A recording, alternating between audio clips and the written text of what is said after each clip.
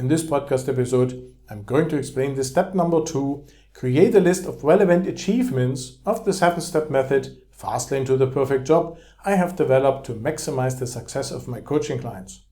If you haven't watched the pilot episode yet, in which I give an overview of the whole approach, I recommend watching that episode first before coming back to this one. You will find the link to it in the video description. Hello and welcome to my podcast channel. I'm Michael Kaiser. I work as an international career coach and I help managers and specialists get the job they want with a new employer abroad. As I explained in several of my earlier episodes, the mere mentioning of previous tasks and responsibilities in your CV or resume is not sufficient to convince the hiring managers of your competencies. Unfortunately, most applicants make this mistake. For a truly selling representation of your relevant experiences, you must also always convey the respective achievements and thus show the benefit of your work to your former employers. In other words, you need to show how you contributed to the success of the organizations in particular. This principle applies to all stages of your application process. It concerns how you should write your CV or resume as much as how to present yourself in the job interview, and it is the only good way to support your salary expectations by reasonable arguments. That requires you to become aware of all your relevant accomplishments, positive results, successes, or whatever other term you prefer to describe the value you've created for your employers to date. As many job seekers tend to struggle with that, it is a good idea to sort out this task on its own before you need these important pieces of information time and time again at the later stages. This is why you should create your list of successes now.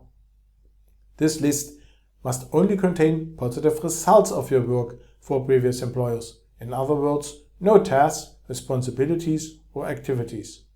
All entries must be relevant to the defined focus of your job search. And the list should be as long as possible, ideally complete. You can always decide later if you want to use a particular entry, combine it with others, or leave it out, depending on the context. So, your entries describing your work as a database administrator, for example, shouldn't read like this: wrote SQL queries and generated sales reports. That statement mentions only activities.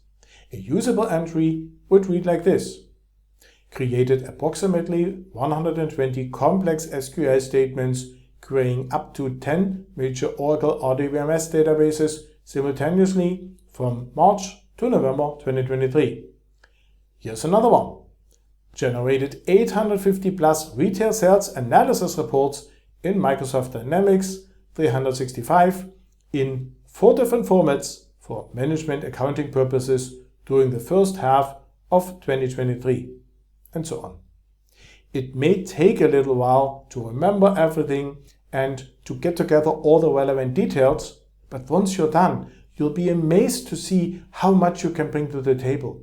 With this list at hand, you'll be ready to write a great CV or resume as the next step, and later go for job interviews and enter salary negotiations well prepared.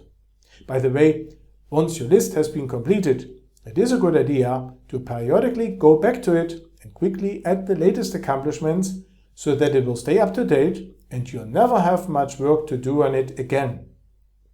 If you want step-by-step guidance on how to create your list of successes, my email course, How to Write a Power CV or Resume, features that in a dedicated lesson. You will find the link to it in the video description. Or, if you would like me to help you with your job search in person as a professional career coach, I'll be very happy to support you.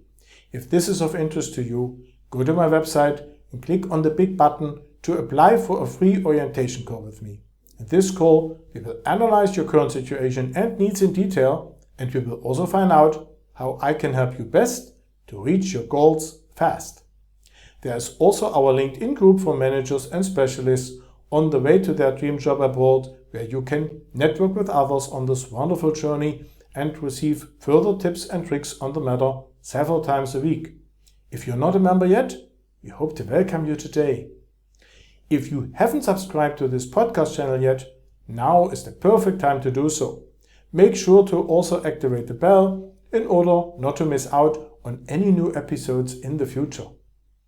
I'd appreciate it a lot if you leave me a like, as this helps others to discover this channel as well. And please leave me a comment with your thoughts, questions and suggestions for future episodes. That's it for today. As always, I wish you the very best for your job search abroad, and I'll be back here very soon.